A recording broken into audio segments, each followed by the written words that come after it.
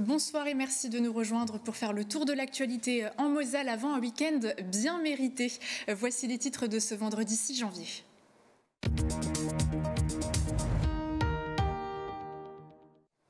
Après plusieurs années d'absence, c'est le retour des vœux de début d'année pour la ville de Metz. Pendant sa prise de parole, le maire François Grosdidier a défendu son bilan à mi-mandat et évoqué les futurs projets. Le timbre rouge disparaît au profit de la e-lettre rouge, un courrier envoyé par Internet ou via les automates en bureau de poste. Une décision qui répond aux nouveaux usages de la clientèle, mais qui ne fait pas l'unanimité. Et puis ce week-end, ce sont les 32e de finale de la Coupe de France et le FC Metz va tenter une grosse performance demain en terre lyonnaise, pensionnaire de Ligue 1. Détail du match dans un instant. Côté ciel, la matinée sera plutôt grise samedi avec quelques percées ensoleillées, idem l'après-midi. Pour les températures, comptez entre 1 et 5 degrés au réveil, 11 degrés au maximum. Et puis c'est un dimanche pluvieux qui nous attend. N'ayons pas peur des mots, c'est le match d'une vie que va disputer le club de l'Entente sportive Villerutil face au pro Haut-Savoyard FC Annecy, club de Ligue 2. Un match de Coupe de France historique pour les 32e de finale qui doit se dérouler ce samedi à Amnéville. Roland Sirot, Laurent Pesse, bonsoir. Bonsoir. Vous êtes respectivement président et vice-président de l'Entente sportive. On va évoquer votre parcours, mais également vos espoirs pour cette rencontre. Mais avant, on développe le reste de l'actualité.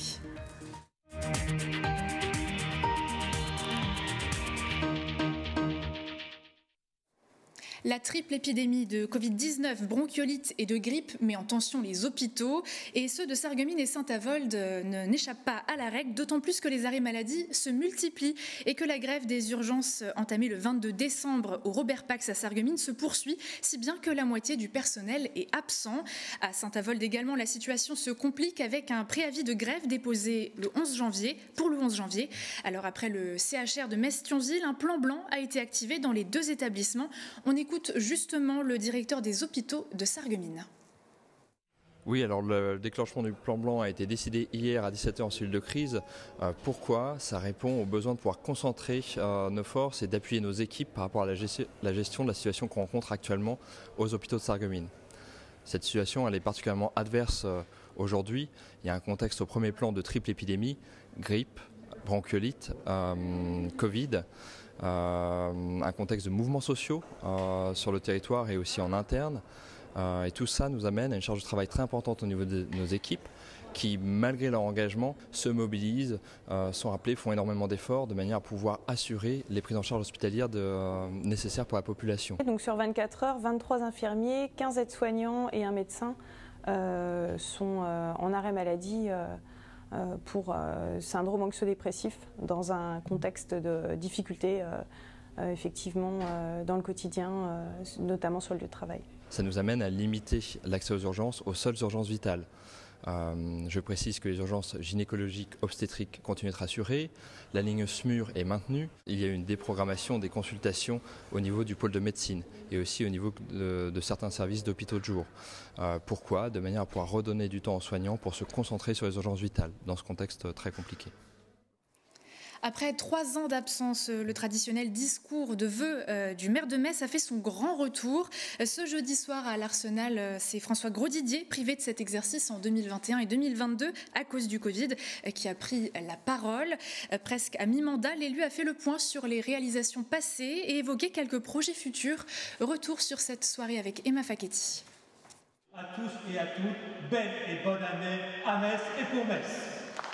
François Grosdidier a presque fait salle comble pour ses premiers vœux. Cette tradition m'a manqué. Pendant ses 40 minutes de discours, aux airs de bilan de mi-mandat, le maire de Metz a fait le point sur les actions qui ont été menées l'an passé. La crise de l'énergie, la solidarité envers les Ukrainiens. Après le déclenchement de l'opération, nous envoyons des camions remplis de produits de première nécessité. Seul devant son pupitre, mais soutenu par ses collaborateurs et son équipe municipale, l'élu est revenu sur sa mise en examen pour prise illégale d'intérêt et détournement de fonds publics dans l'affaire de la réserve parlementaire. J'ai obtenu la seule chose qui comptait pour moi.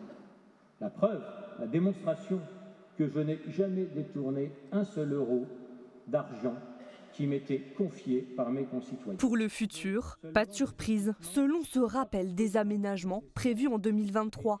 Des nouvelles constructions. Le centre social de Borny, si indispensable à ce grand quartier. Le pôle gymnique. De nouveaux chantiers pour revaloriser le centre-ville. Outre-Seille, quartier trop longtemps laissé à la dérive, doit devenir un vrai quartier d'art et d'histoire, particulièrement dédié à l'artisanat d'art. Et le secteur Poilin retrouvera un cachet qu'il avait perdu depuis plus de 60 ans par la requalification du passage, la végétalisation du parking. En 2023, le maire continuera à faire de Metz une ville où il fait bon vivre. Une ville toujours plus belle, propre, sûre, bienveillante. Dans l'espoir d'y attirer de nouveaux habitants et des touristes. Direction Amnéville maintenant, où la mairie se dote d'un nouveau service en ce début d'année, le service d'écrivain public. Il s'agit d'une personne qui propose son aide pour accompagner les habitants qui rencontrent des difficultés avec la lecture, l'écriture, ainsi que des problèmes pour effectuer des démarches administratives sur Internet. Pour prendre rendez-vous, composez le 03 87 71 22 22 du lundi au vendredi de 9h à midi et de 14h à 17h. Entre 2008 et 2022, le nombre de courriers urgents a été divisé par 14. Des données qui ont permis au groupe La Poste d'effectuer quelques changements pour ce début d'année afin de répondre aux nouveaux usages de la clientèle. À commencer par la disparition du timbre rouge. Depuis le 1er janvier, il est remplacé par la e-lettre rouge, un service d'envoi rapide mais numérisé. Explication dans ce reportage. Plus besoin de ce sésame rouge pour envoyer sa lettre prioritaire. Désormais, il faudra numériser son courrier urgent pour le poster virtuellement, depuis chez soi ou directement en agence. Donc il suffit simplement de scanner le courrier du client qui lui permet de partir directement sur site informatisé au centre de tri le plus proche du destinataire. Le tout à partir d'1,49 € contre 1,43 € avec l'ancien dispositif. Le courrier sera traité confidentiellement, puis expédié à J+1. Un changement de support qui divise la clientèle. Je trouve que c'est dommage pour nous, surtout les personnes âgées qui ne sont pas très habituées à tout ce qui est ordinateur. On ne saura pas comment faire, hein. Surtout quand on a de temps en temps des lettres et tout à envoyer quand même. Vous utilisez beaucoup le timbre rouge ? Au moins 3-4 fois par mois. Oui, enfin je ne l'utilisais pas le timbre rouge de toute façon. Je ne suis pas pressé pour le courrier, pour envoyer des factures. En 2008, 45 lettres rouges par ménage étaient envoyées en moyenne. En 2021, seulement 5. Avec ce nouveau dispositif numérique, la clientèle pourra toujours être accueillie en agence et accompagnée dans sa démarche. Je dirais que c'est une vraie opportunité pour nous justement d'être en proximité de nos clients et de les accompagner, de les écouter. Au contraire, ce n'est pas un travail de plus, c'est un travail de qualité, c'est un travail qui sera fait différemment. 22 000 clients ont été sondés par la Poste. La suppression de ce timbre rouge répond donc aux nouveaux usages. Mais c'est aussi une mesure écologique.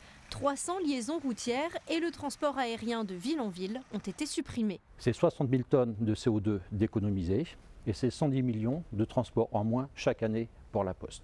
S'il vous reste encore quelques timbres rouges à écouler, pas de panique, vous pouvez les utiliser, mais votre courrier ne sera distribué qu'en 3 jours. Un autre produit s'ajoute aux nouveautés, la lettre Service Plus pour l'envoi d'un courrier depuis votre boîte aux lettres personnelle avec un suivi de son acheminement. La lettre verte pour les envois du quotidien reste quant à elle inchangée. Et en parallèle, le groupe La Poste lancera au mois de mars des expérimentations dans toute la France pour réorganiser les tournées de distribution du courrier en supprimant ce qu'on appelle les tournées quotidiennes. Cela signifie que les facteurs auront des tournées différentes d'un jour à l'autre. Selon nos confrères de France Info, Creutzwald fait partie des sites expérimentés. Les syndicats dénoncent une mesure pour réduire les effectifs. Le groupe, quant à lui, dément et indique vouloir suivre l'évolution du métier. Nouvelle année oblige, le syndicat des boulangers de l'arrondissement de Metz a présenté vendredi matin ses traditionnelles galettes de l'Épiphanie à la mairie de Metz. Pour l'occasion, 2 frangipanes ont été confectionnées par la boulangerie Priscilla et Rémi Pruvot et Banette de Montigny-les-Metz et la boulangerie-pâtisserie Michel Ludo à Metz. Une dégustation attendue avec impatience par les 2 boulangers en cette période de crise. Qu'on respecte chaque année, d'aller présenter les vœux de la profession aux communes, et là en l'occurrence à la mairie de Metz. Pour nous c'est important parce que ça nous permet de garder le contact avec la ville de Metz, en l'occurrence, et puis de partager ce moment quand même aussi avec les élus, ce moment de fête, de partage de la galette. Pour nous, c'est toujours important, et de représenter la profession auprès des élus, surtout dans ces moments un peu délicats. Vous avez peur de laisser tomber vos résolutions de début d'année? Eh bien, certains professionnels peuvent vous aider à tenir vos objectifs, notamment s'il s'agit de nutrition. Apprendre à mieux manger, retrouver un bien-être alimentaire au quotidien, c'est possible. Entretien avec une nutritionniste. La nouvelle année, pour certains, ça peut être un déclencheur, c'est-à-dire c'est quelque chose qu'ils veulent faire depuis longtemps et on profite de ce 1er janvier de la nouvelle année pour s'y mettre. Souvent, quand on le fait soi-même, on s'impose beaucoup de restrictions, trop de restrictions, et ça, après, ça mène à rien. Pour agir, moi, je conseillerais toujours de se diriger vers des professionnels. On peut causer beaucoup de troubles avec une alimentation déséquilibrée, autant qu'on peut faire de bien. Je vais proposer des recettes éventuellement, des réponses à des questions d'organisation, à des listes de courses, à des budgets à gérer, à tous les problèmes en fait auxquels on peut être confronté au quotidien. Les aspects positifs, il peut y en avoir beaucoup. Alors, si on est en surpoids ou en obésité, au fur et à mesure du temps, on va quand même voir une perte de poids se faire. C'est quand même l'objectif de la plupart des gens. On peut avoir d'autres aspects sur la peau, par exemple. On peut avoir un meilleur éclat de teint. On peut avoir des plus beaux cheveux. C'est aussi, pour femmes ou hommes, des choses qui sont importantes. Moins mal aux articulations, un meilleur sommeil, plus d'énergie dans la journée, voilà. Et il sera également question de résolution avec Emma Facchetti dans la chronique du jour.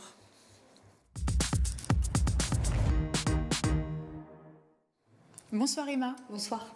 La nouvelle année vient tout juste de commencer et nombreux sont les Mosellans qui ont envie de tenir leurs résolutions et c'est possible tout en s'amusant aussi ce week-end. Et oui, alors l'heure d'appliquer les bonnes résolutions est donc arrivée. Alors justement, quelles sont vos bonnes résolutions? On vous a posé la question lundi et vous avez été nombreux à répondre ça. Du sport. C'est d'aller plus souvent à la salle de sport parce qu'on a besoin pour notre santé. Continuer le sport sans avoir trop de douleur comme je l'ai toujours fait jusque maintenant. Là, je pense comme tout le monde, faire plus de sport. Alors si comme Jean-Claude, Benjamin, Martial et Camille, vous avez envie de vous mettre au sport, quoi de mieux que la marche ou la randonnée pour commencer tout en douceur. 2 événements sportifs gratuits sont organisés ce dimanche. Une randonnée de 8 km autour de Dizennes. Le départ est prévu au foyer à 14h et une marche nordique autour des Langes. Tous à vos bâtons dimanche matin. Départ prévu vers 9h au parking en face du parcours de santé. Autre résolution prise par les Mosellans, et c'est peut-être la plus importante, passer plus de temps avec sa famille et ses proches. Alors justement, pour profiter de ce samedi pour faire des activités en famille ou avec vos amis, premier rendez-vous à ne pas louper, un atelier d'écriture organisé de 10h à midi à la médiathèque de Florange. Alors pas de panique, pas besoin d'être Victor Hugo ou Simone de Beauvoir pour participer, puisque c'est une activité gratuite qui s'adresse à tous les amoureux des mots, aux adultes mais aussi aux adolescents, peu importe votre niveau. Alors n'oubliez pas de vous inscrire en contactant la médiathèque par téléphone. Et après avoir travaillé son esprit, on travaille sa créativité. Un peu de bricolage avec un atelier de fleurs en papier de chez Mémé à Sarrebourg. Samedi de 9h à 11h30, vous pourrez confectionner 5 fleurs en papier, le tout mis en avant sur un socle en bois. 2 types de fleurs seront abordés lors de cet atelier, la rose et une en origami. L'atelier est adapté pour les plus de 12 ans. Comptez tout de même 28 € par personne pour participer. Inscription en ligne ou sur place. Enfin, dernière bonne résolution et pas des moindres, prendre soin de soi. Alors c'est important de prendre soin de soi, de son esprit, mais aussi de son corps. Alors pour les plus téméraires d'entre vous, pourquoi ne pas le mettre en valeur grâce au salon Flash Tattoo à Sarrebourg ce samedi de 20h à 2h et dimanche de 10h à 20h. 3 tatoueurs seront présents à la salle Casino. Sur place, vous pourrez vous faire tatouer et même vous faire poser un piercing. Alors n'hésitez pas à enfin sauter le pas pour cette nouvelle année. Finalement, vous n'avez plus de bonnes excuses pour ne pas tenir vos engagements envers vous-même, quoique on fait bien ce qu'on veut finalement. Merci Emma pour ce tour d'horizon pour ce week-end, à la semaine prochaine. On continue avec du sport. Metz Handball a annoncé ce vendredi l'arrivée de l'arrière-gauche Anne-Mette Hansen, le plus gros transfert de l'histoire du club. Cette internationale danoise de 28 ans s'est engagée pour 2 ans. Elle évoluait depuis 2017 à Győr, le quintuple champion d'Europe. Elle vient compenser le départ de la capitaine brésilienne Bruna de Paula, qui fera, elle, le chemin inverse. Elle retrouvera en Moselle ses compatriotes Louise Winterburgard et Christina Jorgensen. C'est la deuxième recrue pour la saison prochaine après Lucie Granier, l'ailière droite internationale française de Besançon. On en reparle évidemment à 18h30 dans Dragon Mag. Arnaud Demerlet et ses chroniqueurs reçoivent Chloé Valentini, l'ailière gauche messine. Un week-end qui s'annonce sportif, on en parle justement avec nos invités du jour.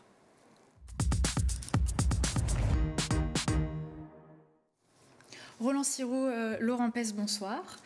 Avant de parler du prochain défi qui vous attend, un défi de taille pour ces 32e de finale de la Coupe de France, on va peut-être revenir un petit peu sur votre palmarès avec un club qui a été fondé en 2012. Vous êtes d'abord champion de promotion d'honneur en 2012-2013, puis ensuite champion régional 2 pour la période 2018-2019, 7e au 7e tour Coupe de France 2014-2015 et puis ensuite 6e tour Coupe de France 2020-2021.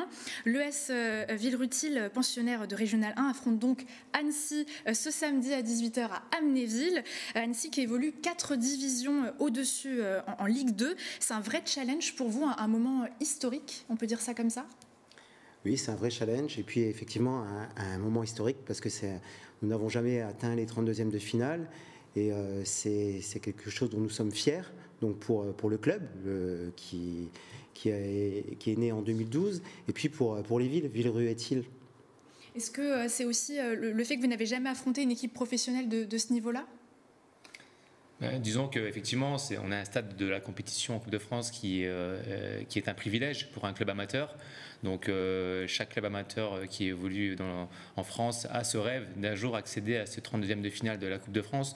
Donc aujourd'hui, oui, c'est la première fois que le club de Villerutil va accueillir un club professionnel et ce sera historique pour tout le club, pour tout le département, tout le PIO. Donc voilà, on essaie de mettre un peu les petits pas dans les grands, comme on dit, et puis d'essayer de donner un maximum de plaisir à toute la région. Est-ce que vous pensez que le club a toutes ses chances ? On espère. Si on est à un match de foot, quand on est sur le terrain, on rentre pour le gagner. Effectivement, c'est un challenge qui se révèle quand même compliqué. Mais on y croit. Et puis le staff et le coach et les joueurs vont tout mettre en œuvre pour réaliser un exploit. Et avant tout, on espère, et ça sera une grande fête du football à Amnéville, et non pas à Villereux. Un point également peut-être sur votre parcours en Coupe de France. On va voir le petit palmarès également. On peut peut-être regarder un petit peu les scores qui sont parfois sans appel. Il y a des scores très, très marqués, d'autres rencontres plus serrées, comme face à Reiperswiller qui s'est terminé au tir au but. Quel regard vous portez déjà sur ces premiers matchs ? Mais écoutez, dans un parcours de Coupe de France, il est vrai qu'on affronte des équipes qui sont à des échelons inférieurs, voire des échelons du même niveau que nous-mêmes, que Villerutil. Maintenant, c'est vrai que chaque match a été compliqué, même si on voit qu'il y a eu un score fleuve à Manvillers. Maintenant, tous les autres matchs, même à Algrange, croyez-nous, au premier match, c'était très compliqué. Et puis ensuite, voilà, la dynamique se lance. On affronte des équipes de notre niveau. C'est toujours des matchs très serrés. Mais il y a eu un épilogue assez bienheureux au 8e tour contre ces Alsaciens de Reiperswiller. C'était un match très compliqué et on s'en est sorti encore au tir au but. Donc voilà, dans un parcours de Coupe de France, je pense que le facteur chance, il existe, mais la chance, elle est derrière tout cela avec le travail effectué par le staff et par les joueurs et par l'ensemble du club. Alors pour affronter Annecy, est-ce que vous avez préparé ce match différemment des autres ? Au niveau sportif, le coach est parti sur, on va dire, un rythme normal, hein, avec des entraînements sur 4 séances semaine. Maintenant, effectivement, il y a quand même des choses différentes, notamment la reprise le 27 décembre, ce qui est inhabituel pour un club amateur. Donc on a repris le 27 avec 4 entraînements de suite, et puis un match amical le 31 décembre contre l'équipe alsacienne qui va aussi jouer en 32e de finale, le FCK 06. Et cette semaine, pareil, on est reparti sur une semaine normale, mais avec un petit peu de choses supplémentaires, notamment une petite vidéo, séance vidéo sur les forces et les faiblesses de l'adversaire. Il y a aussi un véritable engouement autour de ce match côté supporters qui attendent ce moment, j'imagine, avec beaucoup d'impatience, comme vous. Oui, bien évidemment. Depuis notre victoire au 8e tour et ensuite le tirage au sort qui a eu lieu, il y a une telle émulation, un tel engouement qui s'est amené alors, au sein même de la commune, des communes de Villerupt-et-Ethyle, au sein même du PIO, et puis ça s'est élargi dans tout le département. Et voilà, c'est un moment historique pour le club, pour le PIO, je le répète. Et évidemment, voilà, ça a été assez incroyable à suivre, mais on ne peut que se féliciter de cette récompense, de ramener au stade des passionnés de tout âge, de toute génération confondue. Et comme le disait Roland, voilà, c'est avant tout une grande fête du football pour donner cette récompense à nos supporters, mais également aux supporters de toute la région. Et aujourd'hui, voilà, c'est le club de Villerupt-et-Ethyle qui est en visibilité, qui est au devant de la scène. Mais on se dit qu'on a cette chance, cette privilège. Est-ce que ça met pas un petit peu de pression finalement supplémentaire, tout ça? La pression, je dirais, elle est présente, certes, mais c'est une pression positive. Voilà, et à partir de là, c'est que du bonheur ce qui nous arrive. Et aujourd'hui, c'est nous. Demain, ce sera peut-être un autre club amateur auquel on souhaite également ce parcours et cette arrivée en 32e de finale. Mais aujourd'hui, oui, il y a cette pression intérieure qui existe au sein de tout le monde. Cette semaine a été une semaine très très importante par rapport à tous nos préparatifs. Et on sent bien du jeune licencié du club jusqu'aux dirigeants les plus historiques. Voilà, c'est quelque chose de beau qui nous arrive et on veut savourer avant tout et surtout transmettre ces émotions qui vont retranscrire dès demain 18h à Amnéville. Je rappelle rapidement que l'entente sportive Villerupt-et-Ethyle est deuxième de Régional 1 à 7 points du leader Thionville-Lusitanos. Très rapidement, pour terminer, la montée en National 3 est-elle un objectif ? Non, c'est pas un objectif. On sait, l'objectif de départ, c'est le maintien en Régional 1. On a fait un très bon début de saison. On sortait par la petite porte la saison dernière, on avait failli être relégué en Régional 2. On a eu un petit peu de chamboulement à la période estivale, avec un nouveau staff, un nouveau coach. La mayonnaise a pris plus rapidement qu'on l'espérait, et c'est tant mieux. Et effectivement, on a fait une très belle première partie de saison qui nous récompense par ces résultats, cette deuxième place en championnat, et puis ce 32e de finale historique. Mais nous restons les pieds sur terre, et c'est un maintien en Régional 1 qui reste l'objectif, parce qu'on sait que tout reste fragile, et les dynamiques et les spirales qui sont positives peuvent être aussi négatives, mais on a confiance au staff, aux joueurs, pour que sur cette deuxième partie de saison, on reste sur une spirale positive, et ça ne nous empêchera pas d'être ambitieux si on se maintient en R1 pour la saison à venir. Et nous, je rappelle que le match tant attendu, c'est demain, donc ce samedi 7 janvier à 18h au stade municipal d'Amnéville. Je crois qu'il reste encore des places et même des tickets qui seront vendus le jour même. Merci beaucoup à vous deux d'avoir partagé notre plateau. Et pour terminer, c'est un changement de direction pour la passerelle de Florange. Après 20 ans de management de Pascal Jascula et la démission de ce dernier, c'est Audrey Astruc qui prend la suite de l'aventure. Parisienne d'origine, elle pose ses valises en Moselle pour la première fois. Elle a notamment travaillé au Centre des Monuments Nationaux, à l'Orchestre de Chambre de Paris ou encore en tant que chargée de mission de la salle parisienne La Scala. Pour rappel, la passerelle est toujours en chantier en vue de son agrandissement prévu pour 2024. Et pour la suite de votre programme, Dragon Mag vous dévoile toute l'actualité du handball messin. Et vous l'aurez compris, il y a une quantité d'actualités. Dès 19h, retrouvez bien sûr le Club de la Presse. Très belle soirée sur Moselle TV et très bon week-end.